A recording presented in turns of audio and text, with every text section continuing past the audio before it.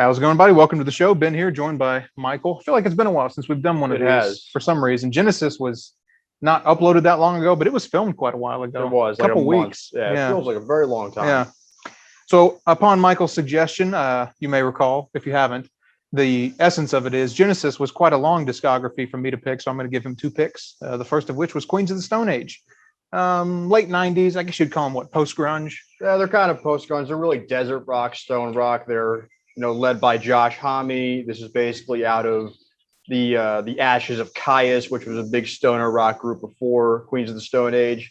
Oh, that's right. Yeah, they have 7 records. In my mind, I don't think they have a bad record, honestly. I think all the records are good in their own right, but I do think, obviously, why we're doing this, some are definitely better than others.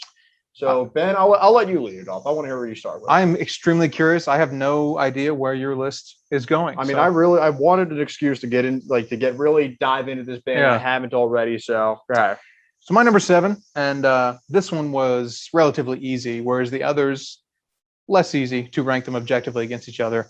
It's got to be Villains, man. 2017, the latest release. I struggle to call it a bad record so much as it is one that I just walked away from completely indifferent towards. The production is fine, though I do think it's a step down from the previous record from 2013.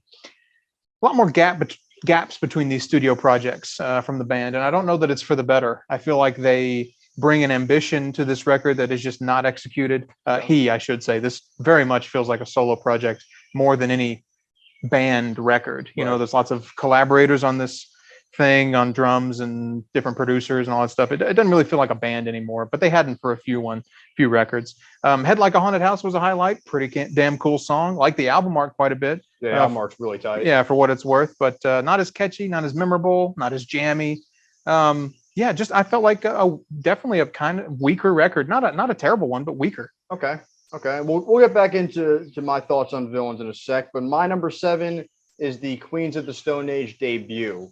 And this seemed like a pretty easy 7 for me because I think, it's rough around the edges at times. It feels like it's like, I wouldn't say cheaply produced, but it's not super clean. And I think kind of overstays its welcome at about an hour's length. There are really, really good songs. There are a lot of really great songs. Highlights, Regular John, Avon, and The Bronze are all super cool tracks. But it feels like a lot of improvisational blues riffing that don't feel like realized songs. And that's why it's last. It's not that the songs are bad. It's just I feel like there are just better songs in their discography generally. So that's why their self-titled debut is my number 7. I'm afraid you might have to wait a while to hear my opinions on that record. But I would agree with you that it does sound like, for lack of a better descriptor, it sounds like a debut. Yeah. You know what I mean? Yeah, I would agree with that to the extent that you said it there. So my number 6, this might surprise some people because some of these lists I looked at just in passing at listening to these records had this record way higher than I thought. My number 6 is Era Vulgaris from 2007. Don't enjoy this one that much. Again, not a bad one. Don't think they have a bad one. But several of their lower records just stew in this sort of indifference and like B- C+ kind of mediocrity for me. Good songwriting. There's some catchy riffage on this thing. Sick is a high point, no doubt. I think that was one of the singles off of it. I can see why. That's one of the tighter tunes on this thing.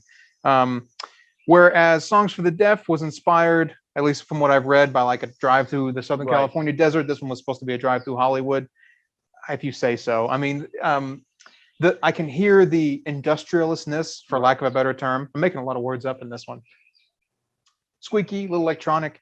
It's not bad. I don't think these tones add a whole lot. I don't think this is as bold a new direction as they had hoped when they embarked on this. Right. And I have to register my disgust at the album art, man. This album art makes me want to throw up in my mouth. With the little light bulbs? Oh, God, I hate it. It's goofy. It just seems like one of those things that like a 6th grader would explain to you why it's so deep. It's not offensive and it's goofy, and I don't mind it. I've seen worse artwork, so I'll give it a pass.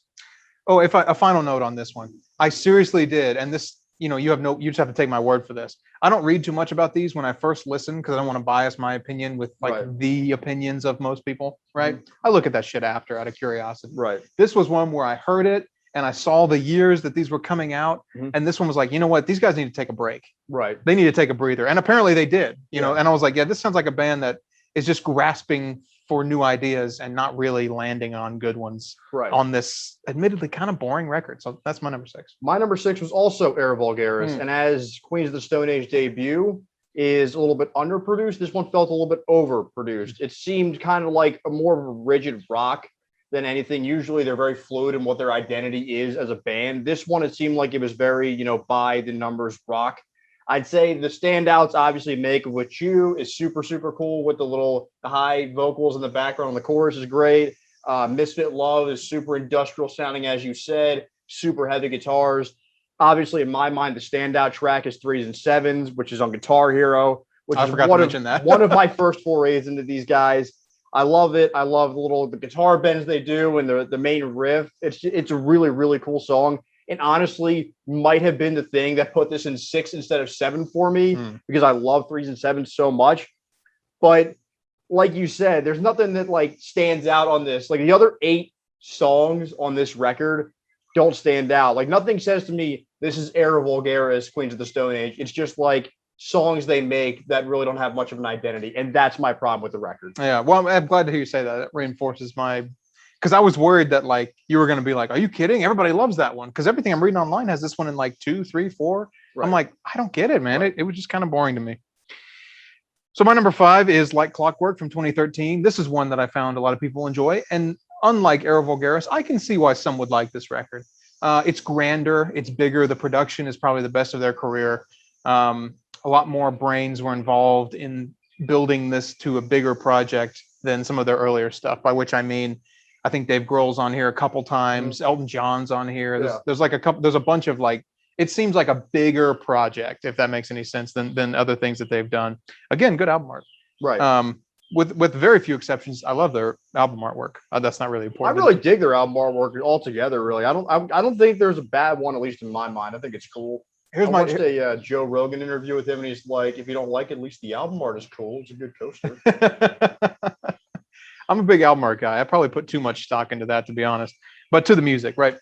My conception, and this will lead into my criticism of this record, but my conception of how this album was made was Josh Homme went and listened 24 hours a day to a flock of seagulls. The band, by the way, not the birds. Yeah, and because there's this creeping, nasty little whiff of 80s new wave that I'm getting all over this thing, man. Okay. Like if you told me If I Had a Tail was like a soft cell cover, I'd be like, oh yeah, that makes sense. It sounds like it. A lot of people love the higher production values, the more lush sound. The production's great. The music isn't great to me. I mean, these songs they're just not that interesting to me, man. Uninspired synthesizers for the most part, typical, inoffensive, but largely uninteresting vocal melodies. I don't know. I mean, the guitars take a bit of a backseat here compared to previous releases, though they're still present. I don't know. His lyricism's good on this one. Some interesting song topics are covered, but I didn't enjoy this one all that much. So you said things are going to be interesting because of where you put the self-titled. Things are going to be interesting because of where I put Like Clockwork. All right. Boy. Things are going to be definitely interesting here. This might be our most disagreed list. We did line up on Era Vulgaris, though. So at least I always try to get one lined up with you. See if I can. Number 5 is Villains. I agree with you. It's definitely a lesser project in their discography, and it suffers from a lot of similar problems as Era Vulgaris, like its identity and production. Like you don't go and you go, oh, this is a Villain song. Yeah.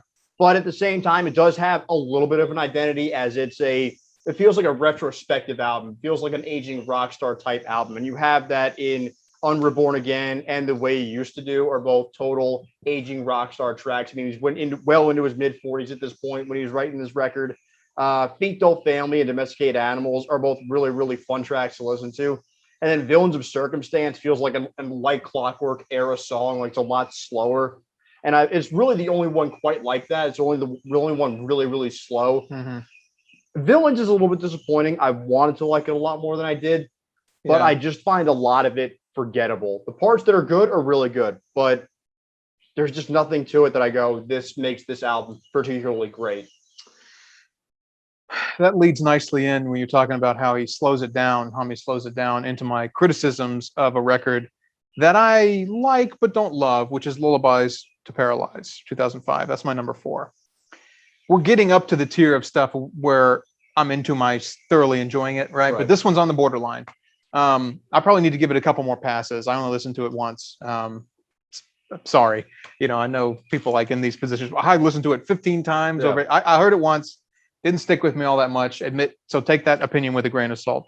I sensed that Josh on this record was coming off of the big success. I don't know this for a fact, but I imagine the most commercially successful of theirs was Songs for the Deaf, right? I don't know that I assume that that's the case. This one, a couple years later, having ridden that wave, sounds like he's consciously trying to write more structurally complicated and artistically ambitious songs. And I appreciate the effort. It works occasionally, but much more often, I think it just sounds like they're too long. That these multi-phase ideas of these songs, they just riff and riff and riff.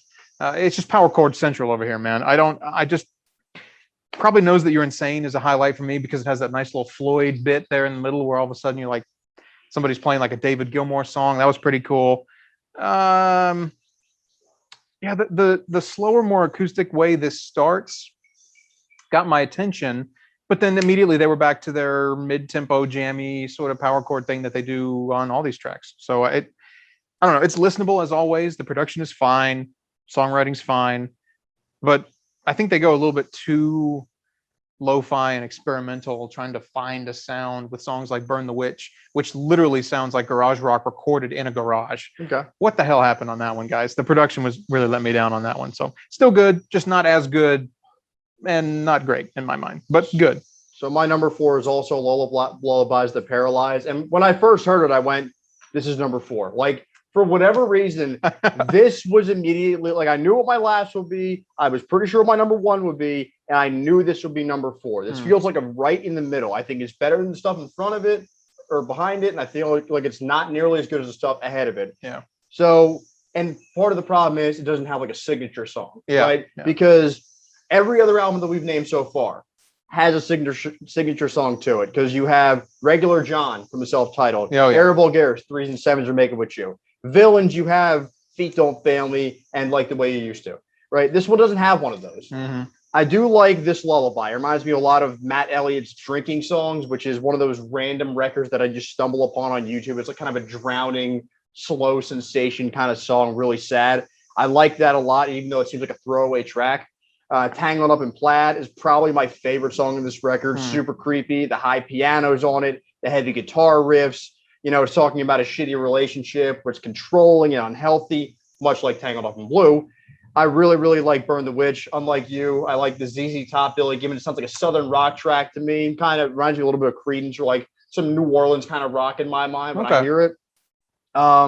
Little Sister, I would say, even though it's not my favorite track, is probably the best track on this thing. It's super garage rock, uses cowbell. I really, really like those 3 tracks in my mind. Tangle Up in Plaid, Burn the Witch, and Little Sister make this thing really, really good. But there are some bad spots. This Blood Is Love, Skin on Skin, and Broken Box are all shit. Oh, Broken Box. That's a terrible song. I forgot. To me, it was Skin on Skin. Skin on Skin stood out as the worst, as the very clear worst record or worst song on this thing. I don't remember that one. I'll have to listen to it again. It's pretty weak. And then it does end strongly with You Got a Killer Scene There, Man, which is like Southern outlaw type shit. That was a good one. And then Long Slow Goodbye is also like the orchestral end of it. Mm-hmm. Like the really like lush ending to the entire thing. I really like that. The final 2 tracks bring this thing back from the dead, in my opinion. Because the beginning is good. The late to middle-ish, like the second-ish third of it is kind of shit. And then the last 2 bring it back. Okay. But this is a very clear number 4. It's the easy number 4. So my number 3 is Rated R. Based on the ones I haven't said, I feel like that would be the kind of obvious point, but to place it. But now that you said you have their debut so damn low, maybe that's not as obvious as I thought it was going into this. It's worth pointing out, just on a random tangent, that as one of their 16 remaining customers, I'm interested in what Rhapsody, which is now Napster, had to say about this. They ranked this as their best rock album of the decade. I saw a lot of that. I did see a lot of that being this being their best record considered. And I was like, what? Come on. I mean, it's good, but it ain't that good. It's pretty good. Obviously, this being the sophomore, the production has taken a big step up. Needless to say, these songs feel a bit less empty in what's happening in them. You know what I mean? Even though that's something I like about the debut that I assume you didn't, based on how low you put it. But anyway, the lead track I thought was actually one of the weaker ones, which is weird, but rarely happens. Really? Yeah. You like the lead? Feel Good Hit of the Summer? I don't like that. I love one. it. I love Feel Good Hit of the Summer. I thought the second one, The Lost Art of Keeping Secrets, was like I like that one too. way better. I would have put that one up front.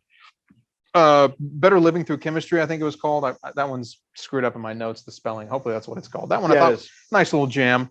Pretty cool on that. Quick and to the Pointless is a wild and crazy song. Adds some much needed flavor. This one, I appreciated them. They changed the tempo a little bit. They changed the energy a little bit. His vocal styles mixed up a little bit from the debut. Clearly much better in all those ways. But I don't think that it blows anything out of the water in terms of quality. They went full Radiohead at the end there, by the way, with the that was weird ass horns there, and that. I highlighted that as I lost my headache. As I highlighted that as a low point. I said this drags this thing down to. I mean, let's just go into it. Rated R is also my number 3. So I put Leg of Lamb and I Lost My Headache as both reasons why this thing came down to number 3 instead of number 2. It's like an inferior Radiohead or whatever. I didn't fuck with it at all. I did not like. I was like, it overstayed its welcome for 6 minutes. Yeah. Like, so that was your number 3 as well? That's my number 3. I love Feel Good Hit of the Summer. The Rob Halford also being in it makes it really, really cool. Nicotine value, Meryl. It's so simple and it's so breakneck, and I love it. I think it's a great start. And then it bleeds perfectly into The Lost Art of Keeping a Secret, which I think is a great like pull it back type song. I don't know, man. That it was a little cringy to me. It felt like them trying to be something they weren't, which is again what it bothered me when I said that wasn't a compliment when I said they went full Radiohead. That was like somebody had heard. Yeah, it's a bad. Yeah, Radiohead, and they were just like, "Oh, that's cool. Let's try that." The reprieve of that was supposed to be just the reprieve. It wasn't supposed to be a total song, like an actual song. And then one of the guys in the band said, "You should make that a song," and that's why it became one. It was only supposed to be like a little thing to go. Yeah, that's what it should be. Yeah, it jacks itself off a little bit, thinking it's so artsy. You know what I mean? I don't know. So go ahead. Sorry. I really like Autopilot. Oh my God, I hated that one. I love that. I love Autopilot. It's weird that we have it ranked in the same place, but we like different parts of it. I thought that was a terrible song. I liked Autopilot. I thought it was a nice groove. Better Living Through Chemistry. I said sneaky, catchy riff, and it sounds like it sounds like the previous, like something that would come off the previous record, but it's more expensively produced. Yeah, that's how that felt. In the Fade is probably the first Queens of the Stone Age song I ever heard. 3 and 7 is the first one I knew it was Queens of the Stone Age. In the Fade I remember liking that one because it was in Madden back in the day, and I was like, okay, so I've always liked that one. It sounds like some '90s grunge, like the vocal tones and the lyricism of it. Tension Head sounds like some new metal with some screamo lyrics from Nick Oliveri, the bassist. It's a really well-balanced record. It's really catchy in a lot of places. It feels like the real first Queens of the Stone Age record. And that's why I like it so much. I think there's not really a ton of low points except for Leg of Lamb and I Lost My Headache. Outside of those, I'd say the rest of the album is pretty solid. It's pretty tight. In the Fade, that's in my notes. I overlooked it, but that's one I thought it was an underrated song off that record. That was a really good tune. So number 2 is the debut, man. You'll be relieved to hear I didn't put it at number 1, so we're not polar opposites. I really enjoyed this record. Shitty album art, both the original and the reissue. I thought were both. I like it. I think it's like punk rock as fuck. The original one with the boob on it was good. I didn't see that. I haven't seen the original one. Yeah, the original LP cover was like what was it? It was like a girl standing. You see her from like the stomach up or whatever, and like she's holding her boobs like that. And you can see. Okay, because I've only seen the one where it's like the waist. Oh yeah, that's the one. That's all subsequent editions, from what I understand, have that one. I didn't really like either of them. Punk rock. I like it. Anyway, to the music, the more important part. I get hung up on album art too much. Regular John, first song, literally one of my favorite tunes of theirs, of the whole band. That's such a great song. They do immediately sound like a band with an identity, with a style, some interesting, sort of ideas about how to make this weird desert rocky. You say desert rock. I don't even know what that means, but it does sound like that's what it is. That's what it sounds like. Yeah, that's why people call it that, because that's what it sounds like. Curious how Hummy's vocals sort of sit in these mixes in a way that is different, but I like it. It's they're very dry, they're very unaffected. Right. I don't know if that was a budget thing or a stylistic choice, could have been either, but the result I think is pretty strong. It's these chugging, often sometimes like single chord riffs, just da da da da da da, and he makes them sound catchy and melodic and brings life into them with these interesting melodic harmonies. He's a good songwriter. Yeah, I mean it's power chord central as it is, but it's good stuff, man. Walking on the Sidewalks, just killer riff, great song. I love that one, man. And If Only is another example of that melody thing I was talking about. His facility with melody, making what was otherwise a really kind of simple song pop and a little bit. Love the lo-fi production, man. It's gritty, it's crunchy, it's energetic. I really like the debut-ness of it. Like, don't get it twisted. I like the record. I just think it's the worst Queens of the Stone Age record. But if it was anybody else, if it was most other bands, it would be in their top 5. It's a very good record, and I quite like it. And I would definitely buy it, not just as a completionist, but as somebody that wants to listen to it. Yeah, I would buy it. falls off a bit towards the end. You probably agree. You Can't Quit Me, Baby is a terrible song. Don't like that one. Really, when the tempo slows down and the energy drops a bit, that's when the quality falls off for me. That's true across all of these. But overall, a really great, not legendary, but great album. There was one more thing. Oh, I'm amazed with songs like How to Handle a Rope that you don't like Foo Fighters, but you do like Queens of the Stone Age. Because that literally, if you told me that was a Foo Fighters cut that I hadn't heard, I'd be like, oh, that makes sense. It's so similar to the early Foo Fighters. I think part of it's because he's really good friends with Dave Grohl. Yeah. And I don't know. I just feel like Foo Fighters just kind of sounds like generic, like whatever rock is, where I feel like Queens of the Stone Age, you listen to it and you go, that's a Queens of the Stone Age song. Like it's got an identity to it. It's got its own genre built around it. Whereas Foo Fighters is just like the face of post-grunge, where there's a shitload of post-grunge. Okay. No, I found that curious. I was like, man, this is a lot of similarities. I can see why Dave was involved in this project at one point. It fits right up his alley, man. I mean, I mentioned in like, preparing for this, I watched the Josh Homme, Joe Rogan. He's a cool guy. Yeah. He seems like a really genuine, like, I don't give a shit kind of guy. Like, I don't really like watch critics because like they're just trying to think, oh, I have an in with them, and I don't want to give them the fucking satisfaction because I don't give a shit. I just like to write the songs that I like to write, and I make them. I don't consider us critics, by the way. No, we're not. We're just like enthusiasts. Yeah, exactly. I'd agree. We're not critics, we're enthusiasts. Yeah. It's definitely the right way to put that. Yeah. So what's your number one, man? Well, no, it's my number 2. Oh shit. Yeah, you started off, remember? My bad. My number 2 is Like Clockwork. So I really dug it. I think it's a way the band had reinvented itself. It's slower, it's more methodical, it's creepy, yet relaxing. I Sat by the Ocean is a super cool track. It's about like a strictly physical relationship. The passing ships in the night line and the chorus is really, really cool. Vampire in Time of Memory is super off-brand, very melancholy. It talks more about fair relationships. The light guitars during the chorus make it really atmospheric, like you're driving in the desert. If I Had a Tail is another. It's got Alex Turner from Arctic You Monkeys. like that one? I liked it. Oh, I like the chorus. I don't get it. I liked it. I dug it. It was about like materialist and bullshit, and I like it a lot.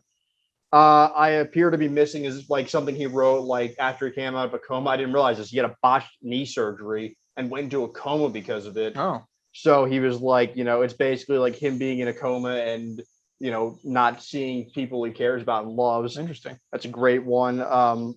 The title track, Like Clockwork, is another great ballad at the end of it. It's very epic sounding. It's about his loss of faith in humanity. But I have to talk about what may have become my favorite Queens of the Stone Age song, Collapsia. Holy shit, I love Collapsia. I love that fucking song. I like the stop-start. It's very slow at a lot of times. Then when the chorus hits, it's just so exciting. And it comes back down. It's really slow again. And the chorus hits again. And it's really exciting again. I fucking love that I'm going to kill you, Michael. I love Collapsia. I can't remember that one off the top of my head. I love that I can't song, remember man. it. Like I kept going back to it. Like all I've been going back to is Collapsia constantly. Well, I'll give it another shot now after that ringing endorsement. That song in particular. So yeah, I feel like Like Clockwork is a great reinvention of a guy who's in his late 30s at the point of when he made this, of a band who was coming off of Era Vulgaris, which is shit, and they kind of hit the reset button and changed a lot of things around. I appreciate Like Clockwork quite a bit. Well, I think we're going to get back to agreeing, unless I'm very much mistaken. By process, we read a lot of this one, shockingly. By process of elimination, Songs of the Deaf. Yep. Well, we'll go ahead and is that your number one? It is also my number 1. There you go. Process of elimination. And I wrote so many notes on it that I did not get to type them out in time. So go ahead. Well, I'll try and make mine quick then. Right from the first track, you're like, all right, here we go. You know what I mean? It's just one of those records. Iconic as hell album art, probably the best. Immediately, there's a vocal energy from Homme. It's not Homme, though. Is it not? No, that's not Homme. That's what? Mark Lalonde. Oh. He's the alternate guitar player. Okay, well, yeah, they should have him sing, because immediately I was like, yeah, dude, this is he's really good. Wow. Okay. I seriously couldn't tell the difference. I thought that was him. I know. Like I thought it was Homme too until I went back and read, and I was like, oh shit, that's not Josh. How about that? Okay. There you go. Some other talent in this band hiding. He's a great front man as well, or it could be. No One Knows, probably their best known song, and it is a great one. No argument. Really, really cool. Emblematic of this, we were talking about every song, every record has like a song that's Right. sort of encapsulates the energy. It has to be that one. But first, It Giveth is another great song. Love the builds in these, the musical energy, the momentum, I guess is a good word for this record. Right. Fantastic. Song for the Dead, same thing. Although the latter, Song for the Dead, actually reminds me a bit of a Primus tune at times, with the way it's got that jammy, gritty, big bass tones. And they actually, no, that was Ween. I'm sorry. I oh, always get Ween and Primus because I was reading about them. He was like really inspired by Ween. oh, okay. Yeah. Well, still, there you go. That's another comparison, apt comparison. Six Shooter is angry. Oh, who's that? I guess that's not It's the same guy. The other guy? Mark Lawn, Why is this guy not leading the band? I mean, Josh Homme can sing, but yeah, Six Shooter seemed like a reprieve of "You Think I Am Worth a Dollar," but I feel like a millionaire. Which, yeah, I mean, they seem like there's very similar tunes, and both are equally awesome. Well, now I feel bad, man, because the ones I thought were weak were going to leave you in just another love song, which I'm sure are Josh Homme. Yeah. Oh man. I mean, it still is a great record. There's not a bad one on here, but those were the weak ones. And apparently the ones I love so much are the other guy. This other guy, he needs his own band. I want to listen to his band. No, I agree. I mean, so I said, it's a great concept album, but the drive through the desert and all that shit.